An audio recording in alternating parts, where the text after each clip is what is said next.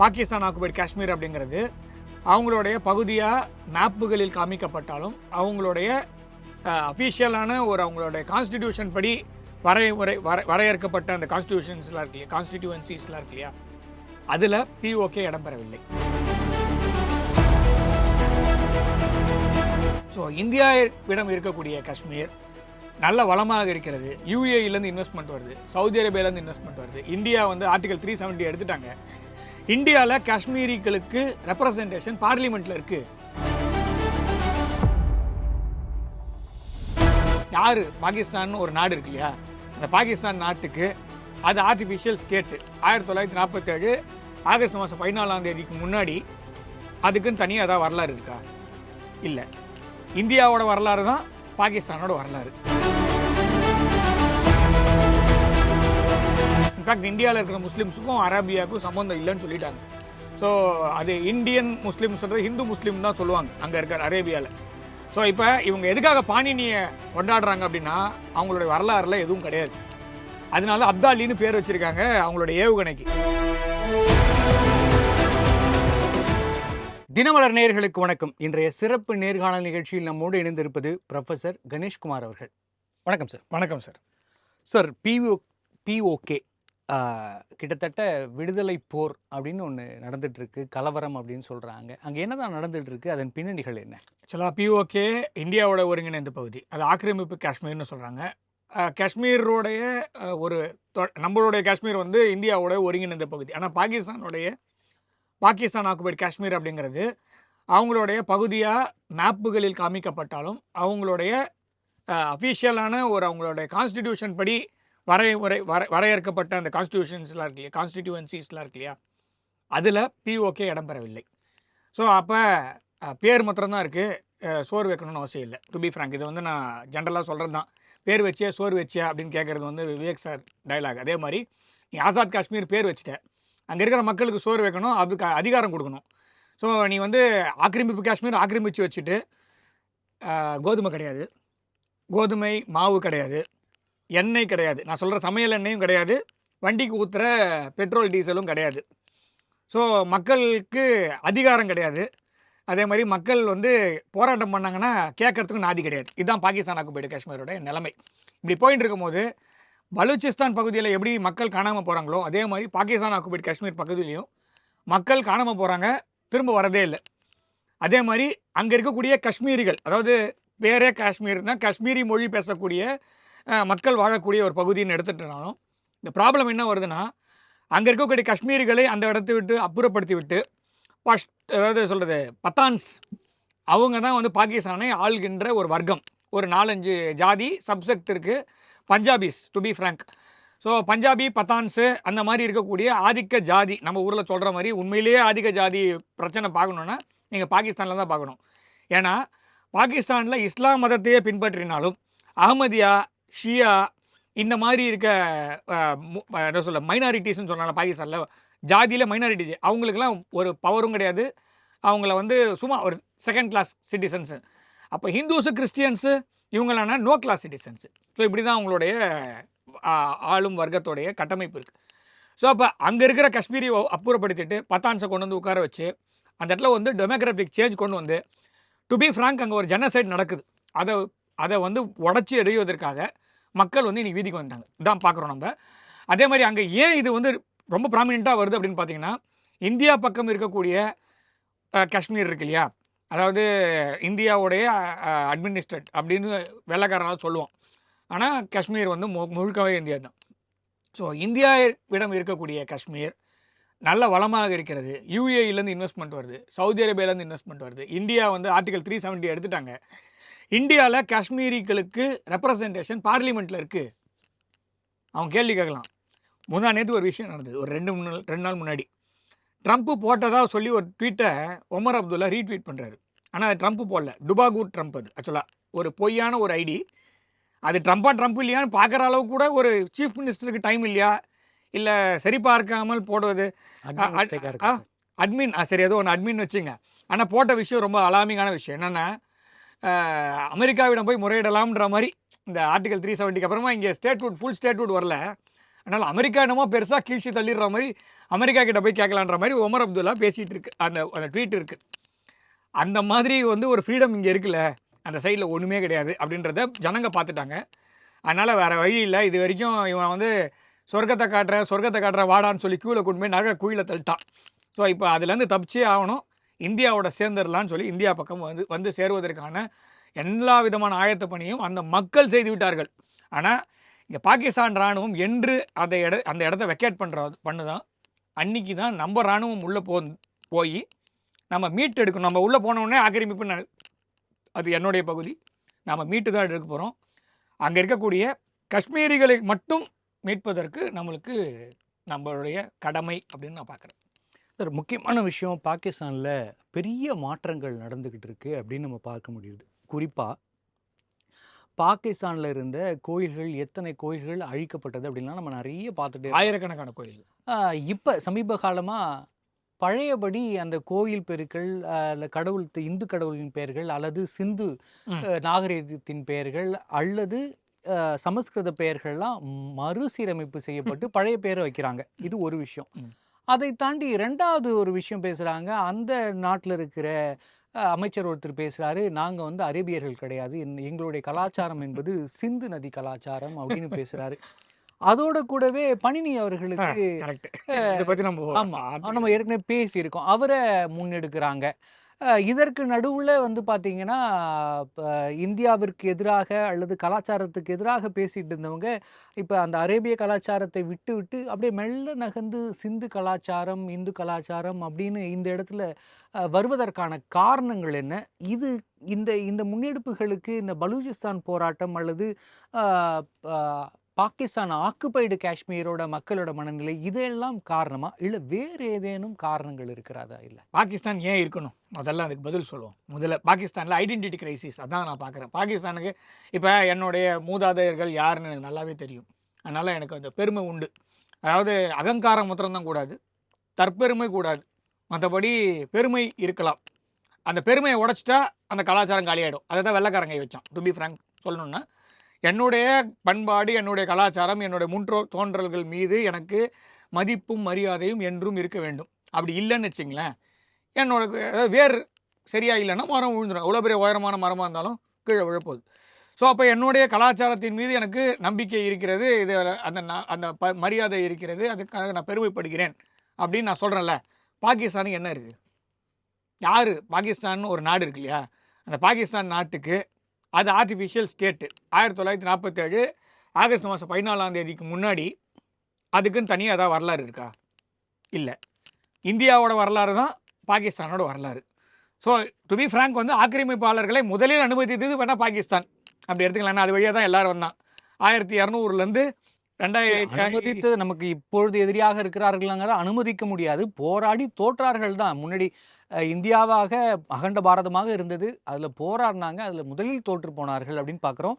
அவர்கள் அது எவ்வளோ தக்க வச்சாங்களோ அது அவ்வளோ அளவுக்கு நம்ம சவுத் இந்தியாவுக்கு வராமல் இருந்ததுக்கு ஒரு முக்கியமான காரணம். அப்படியே தான் பார்க்க முடியும். இன்றைக்கி நான் என்ன ஒரே ஒரு வார்த்தை, ஒரே டிஃபர் ஆகிற இதில் என்னென்னா, இன்றைக்கி வந்து அக்பரோ இல்லை அவுரங்கசீப் வந்து நம்ம க்ளோரிஃபை பண்ணுற மாதிரி ஏதாவது இருக்குதா இந்தியாவில்? ஆக்சுவலாக வந்து அதாவது ஓன் பண்ணிங்கன்னா என்னை வந்து எல்லா அரசர்களும் அந்த பிரஜைகளை தனக்கு சொந்தம் அப்படின்னு நினச்சாங்க. அது ஆதாரம்னு பேர். அது பேர் மக்கள் சக்தின்றது அந்த காலத்தில் அது வந்து ஹியூமன் ரிசோர்ஸ் நம்ம இன்றைக்கி பேசுகிறோம்ல, அது ஆதாரம். அந்த மக்கள் எந்த ஜாதியாக இருந்தாலும், எந்த மதமாக இருந்தாலும், எந்த இனமாக இருந்தாலும், எந்த மொழியாக இருந்தாலும், என்னுடைய பிரஜை அப்படின்ற ஒரு எண்ணம் இருக்கும் வரை அந்த அரசன் மீது எனக்கு ஒரு மரியாதை இருக்கும். அந்த அரசனை நான் கொண்டாடலாம். அப்படி இல்லாமல் ஒரு ஆக்கிரமிப்பாளன் அப்படின்னு வரும்போது நான் வந்து just because I want to survive அப்படின்றதுனால இருக்கலாம். ஆனால் அவன் போன பிறகு நான் திரும்பி புகழ் பாடுவேன். சரி, பாகிஸ்தானோடைய ஏவுகணையோட பேர்லாம் ஏன் வந்து அந்த அந்த கதைக்கே நம்ம வரலாம். ஸோ இப்போ பாகிஸ்தான் கொண்டாடுவதற்கு எதுவுமே இல்லை. பாகிஸ்தானுடைய தலைநகரமே பார்த்திங்கன்னா முதல்ல லாகூர் தான் இருக்கணும். லாகூர் தான் கொஞ்சம் கலாச்சாரம் ஒட்டிக்கிட்டு இருக்குது. பாகிஸ்தானுக்குன்னு ஒரு கலாச்சாரம் இருந்ததுன்னா இந்திய கலாச்சாரம், அந்த இந்து கலாச்சாரம் தான். அரபியர்கள்னா யார் நீங்கள்? ஸோ இப்போ நீங்கள் அரேபியர்கள் கிடையாதுன்னா கண்டிப்பாக இந்த இந்த பூமி பரப்பில் இந்த பகுதியில் முக்கியமாக சிந்து தாண்டினா இது. ஆமாம், என்னோட கேள்வி என்னவா இருக்குன்னா, இப்போ இந்தியா என்பது மதசார்பற்ற நாடு அப்படிங்கிற நம்ம அந்த வரையறைக்குள்ளே வந்துட்டோம். ஓகே. அதுக்கான வரலாறுகள் இருக்குது, ஆரம்பித்தது எங்கே முடிச்சது எங்கேங்கிறது நம்ம அதுக்குள்ளே போக வேண்டாம். ம். ஆனால் பாகிஸ்தானை பொறுத்த வரைக்கும் ஒரு மத அடையாளத்தோடு கூடிய ஒரு அரசாகத்தான் அவருக்கு அமைஞ்சிருக்காங்க. இப்போ அரசா மிலிட்ரியாங்கிறது நம்ம அதுக்குள்ளேயும் போக வேணாம், அது ரொம்ப ரொம்ப ஊரறிஞ்ச ரகசியம் அப்படிங்கிற விட்டலாம். ஆனால் அந்த அடையாளத்தோட தான் அவங்க தொடர்ந்து இருந்தாங்க. அந்த அடையாளத்தையே மாற்றிக்கொள்ள தயாராகிட்டாங்க அப்படிங்கிறது ஒரு சாதாரண மெசேஜாவோ இல்லை ஒரு சின்ன விஷயமாகவோ பார்க்க முடியாது. அப்போ இந்த மாற்றத்திற்கு பின்னணியில் இருக்கிற யுத்திகள் என்ன, இதன் மூலமாக அந்த நாடு என்ன செய்ய விரும்புது, அடுத்த கட்ட நகர்வுகள் என்னவா இருக்கும்? ஃபெயில்டு நேஷனுக்கு it is trying to get a new identity, அவ்வளோதான். ஸோ நான் சொல்கிறது பாகிஸ்தான் அப்படின்றது, ஸோ இந்தியா அல்லாத அப்படின்னு ஒரு கலாச்சாரத்துக்கு அவங்களால போகவே முடியாது. அரபு கலாச்சாரத்தை தான் அவங்க எடுத்தாங்க. அரேபியர்களே சொல்லிட்டாங்க இவங்கெல்லாம் என்னுடைய இது கிடையாது, அவங்க அரேப்ஸுன்றதுக்கும் இவங்களுக்கும் டிஃப்ரென்ஸ் இருக்குதுன்னு சொல்லிட்டாங்க. இன்ஃபேக்ட் இந்தியாவில் இருக்கிற முஸ்லீம்ஸுக்கும் அரேபியாவுக்கும் சம்மந்தம் இல்லைன்னு சொல்லிட்டாங்க. ஸோ அது இந்தியன் முஸ்லீம்ஸ்ன்றது ஹிந்து முஸ்லீம் தான் சொல்லுவாங்க அங்கே இருக்கிற அரேபியாவில். ஸோ இப்போ இவங்க எதுக்காக பாணினியை கொண்டாடுறாங்க அப்படின்னா அவங்களுடைய வரலாறுல எதுவும் கிடையாது. அதனால அப்தாலின்னு பேர் வச்சுருக்காங்க அவங்களுடைய ஏவுகணைக்கு. ஸோ அப்போ அப்தாலியோ இல்லைன்னா வந்து ஆக்கிரமிப்பாளனோட பேரை வச்சு இவ்வளோ நாள் கொண்டாடியாச்சு, யாரும் எதுவும் ஆக போகிறதில்ல. நெக்ஸ்ட் இப்போ இந்தியாவோடு அவர்கள் மோதல் போக்கை கைவிட்டே ஆக வேண்டும்.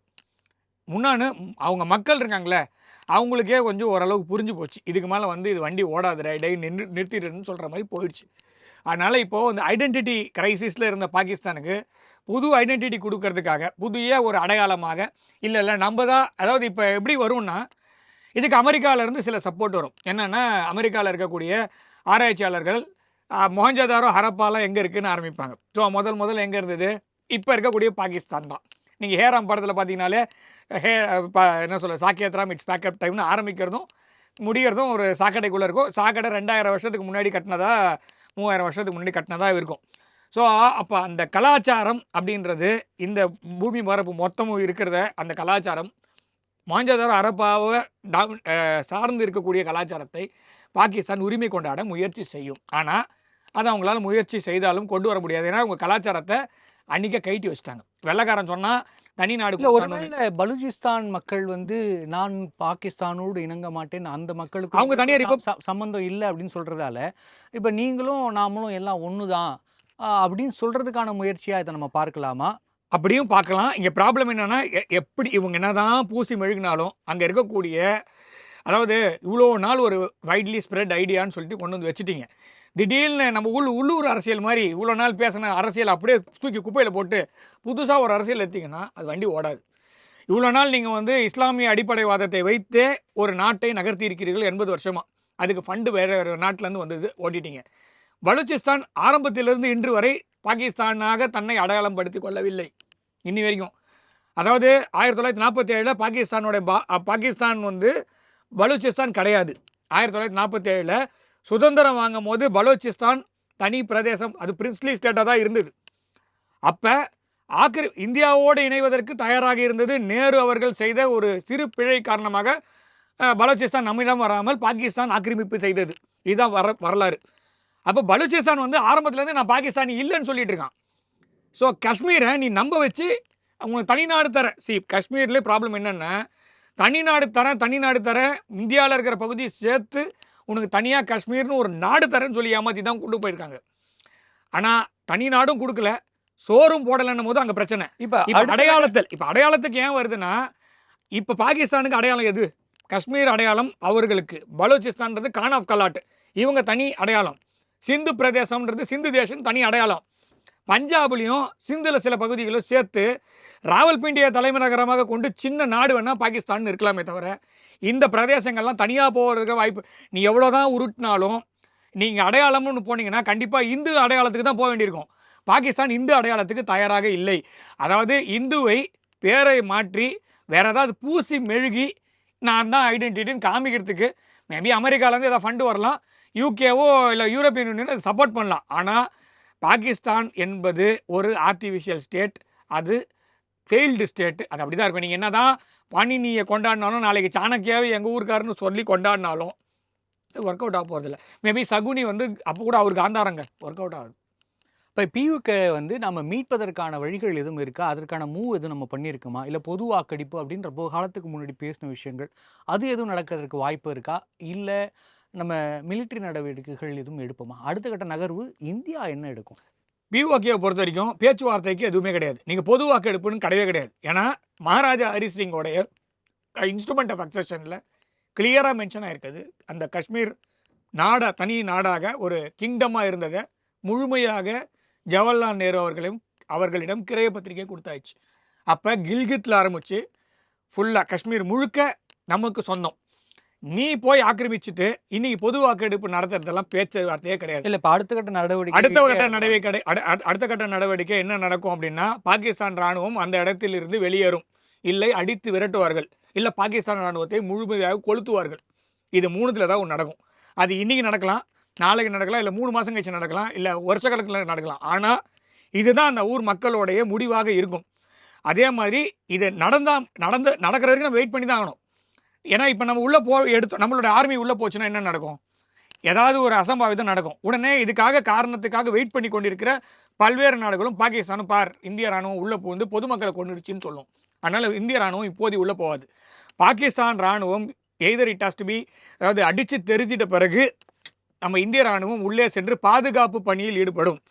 அதுக்கப்புறமா அங்க இருக்கக்கூடிய பத்தான்கள், ஆக்கிரமிப்பாளர்கள், நான் சொல்றது நான் காஷ்மீரிஸை முழுமையாக வெளியேற்ற பிறகு இந்தியாவோடு சேரும். இப்படிதான் நான் பார்க்குறேன். ஏன்னா வேற எந்த ஆப்ஷனும் இல்லை. அடுத்தது அமெரிக்காவும் வெளியேறி இருக்கிறது. எங்க இருந்துன்னு பார்த்தீங்கன்னா ஈராக்ல இருந்து வெளியேறி இருக்கிறது. ஈரான் அமெரிக்கான்னு பேசிட்டே இருந்தோம். இப்போ ஈராக்ல இருந்து வெளியேறி இருக்காங்க. இதோட பின்னணிகள் என்ன காரணம்? அயட்டோலா அலி கமீனி இருக்கார் இல்லையா, அவருடைய இறுதி ஊர்வலத்தில் ஈராக்கிகளும் பங்கேற்றிருக்கிறார்கள். ஸோ இப்போ வந்து அந்த பிரதேசம் முழுக்க ஆக்டிவ் ஆயிடுச்சு. இது வந்து ஷியா பகுதி. அது வந்து அதாவது ஈரான், ஈராக், அப்புறமா குவைத்தில் சில பகுதி, பஹ்ரைன், இது எல்லாமே வந்து ஷியா பாப்புலேஷன் ஜாஸ்தியாக இருக்கக்கூடிய பகுதிகள். அதே மாதிரி சவுதி அரேபியா அப்படியே ஆரம்பித்து நீங்கள் வந்து ஒமான், சவுதி அரேபியா, யுஏஇ, கட்டாரு, அப்புறமா வந்து ஜோர்டன், இதெல்லாம் வந்து பார்த்திங்கன்னா சுன்னி மெஜாரிட்டி கண்ட்ரிஸ். இந்த 2 நாடுகளுக்குமே எப்போவுமே ஒரு பிரச்சனை இருந்துகிட்டே தான் இருக்கும். ஏன்னா ஜாதி பிரச்சனை, ஷியா சுன்னி பிரச்சனை போயிட்டுருக்கு. இங்கே ப்ராப்ளம் என்னென்னா, அந்த அயட்டோலா அலி கமீனியோடைய இறுதி ஊர்வலத்தில் ஈராக் மக்கள் நிறைய சேர்ந்த உடனே இப்போ அமெரிக்காவுக்கு வந்து அங்கே பெரிய பிரச்சனை போயிட்டுருக்கு. எப்படியா இருந்தாலும் அங்கே ஈராக் கிளர்ச்சியாளர்கள் ஈராக்குக்குள்ளே இருக்கக்கூடிய அமெரிக்காவுடைய தூதரகத்தை மொத்தம் முடிச்சு விட்டானுங்க. ஸோ இப்போ இதுக்கு மேலே இருக்க அமெரிக்காவுடைய இராணுவம் 2000 பேர் இருக்காங்க. அவங்களுடைய உயிருக்கு சேதம் கண்டிப்பாக ஏற்படும்ன்ற பயத்தில் இப்போதுக்கு 23 வருடம் கழிச்சு, நான் சொல்ல 23 வருஷம் கழிச்சு முதன்முறையாக அமெரிக்கா இந்த இடத்தை விட்டு, நான் சொல்ல ஈராக்கில் இருந்து வெளியேறுகிறார்கள். ஈரான் வந்து ஈரானுடைய கண்டெய்ன்மெண்ட் அப்படின்றத வந்து ஈராக் உறுதி அளிக்கும் அப்படின்ற ஒரு விஷயத்தில் இவங்க வெளியேறாங்க. நான் எப்படி பார்க்குறேன்னா, ஆப்கானிஸ்தான் மாதிரி விமானத்தில் ஊஞ்சல் ஆடுறதோ இல்லைன்னா வந்து கயிறு கட்டி தொங்குறதோ இல்லாமல் ஒரு ஒரு ஜென்டில்மேன் எக்ஸிட் அப்படின்ற மாதிரி ஈராக்கில் அமெரிக்காவுக்கு இது இருக்குன்னு நான் பார்க்குறேன். இப்போ ஈரான் அமெரிக்கா என்ன போராது என்னன்னு சொல்றது தெரியலையே சார். ஹார்மோஸ் தான் பிரச்சனை, வேற ஒன்றும் பிரச்சனை இருக்க மாதிரி எனக்கு தெரியல. இப்போ ஹார்மோஸை வந்து ஈரான் வந்து கண்டிப்பாக டோல் கலெக்ட் பண்ணுவேன்னு சொல்கிறான். அமெரிக்கா வந்து நான் 20% நைட்டு சொன்னார், தூங்கி எழுந்த பிறகு முடியல, சரி ஓகே 20% வாபஸ்ன்ட்டார். இந்தியா மேலே 500% டேரிஃப்னாரு. அப்புறமா அவங்க ஊரில் அரசியல்வாதிகளாம் சேர்ந்து இல்லைல்ல அள்ள முடியாது 100 அப்படின்னு குறைச்சது. நீ என்ன வேணால் சொல்லிட்டு போன்ற மாதிரி தான். போரும் சரி டேரிஃபும் சரி, அது ஒரு கர்ச்சீப் கொடுக்குற மாதிரி கண் துடைப்பு, நடக்க போகிறதில்ல. அமெரிக்கா இந்த இடத்தில் தன் இருப்பை முழுவதுமாக இழந்து விட்டது. இதுக்கு மேலே அங்கே இருக்கக்கூடிய எல்லா இராணுவ பேஸ்களும் தாக்கப்பட்டிருக்கு. ஹார்மூஸை வந்து திரும்ப நீங்கள் ஒமான்கிட்டையும் ஈரான்கிட்டையும் மற்ற நாடுகள்கிட்ட விட்டுட்டு போகிறது தான் பெட்ரு தவிர, நீங்கள் திரும்ப போய் உட்காந்து என்ன சொல்கிறது ஏர்க்ராஃப்ட் கரியர்லாம் கொண்டு வந்தோடனே அவன் யூஎஸ்வின்னு ஒன்று வச்சுருக்கான், அன்மேன்டு சர்ஃபேஸ் வெஹிக்கிள்னு. அதை கொண்டு வந்து 2 காமிச்ச உடனே 1000 கிலோமீட்டர் தள்ளி எடுத்துகிட்டு போய் வச்சுட்டாங்க. ஸோ இவ்வளோ தான் விஷயம்.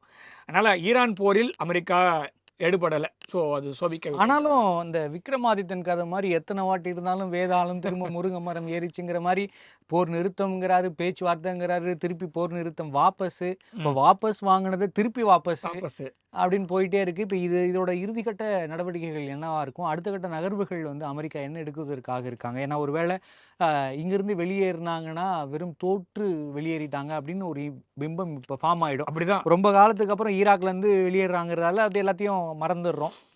அது மாதிரி தான் மற்ற இடங்கள்லையும் ரொம்ப காலத்துக்கு அந்த அதை பற்றியான பேச்சுகள் இல்லாத பொழுது பொறுமையாக வெளியேறாங்க. அதனால அந்த அமெரிக்காவின் கௌரவம் காப்பாற்றப்படுவதாக ஒரு தோற்றத்தை ஏற்படுத்துறாங்க. ஆனா ஈரான்ல அது நடக்காது இல்லையா?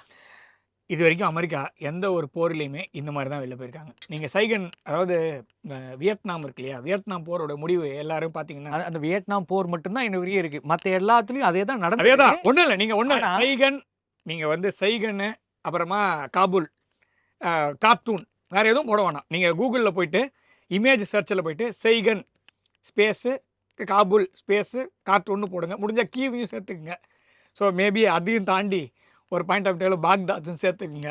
இல்லைங்க அதை தாண்டி ஒரு பாயிண்ட் அந்த பகுதியில் வேறு வழி கிடையாதுங்க. அமெரிக்கா வந்து 250 வருடம் கோலோச்சி ஆச்சு.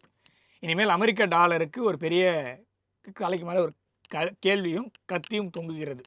அமெரிக்க டாலர் இந்த போர் முடிந்த பிறகு என்ன ஆகும் அப்படிங்கிறது மாத்திரம்தான் என்னுடைய கேள்வியாகவும் உலகத்தோடைய பொருளாதாரத்துக்கும் ஒரு ஒரு கேள்விக்குறியாகவும் இருக்கக்கூடிய விஷயமா நான் பார்க்குறேன்.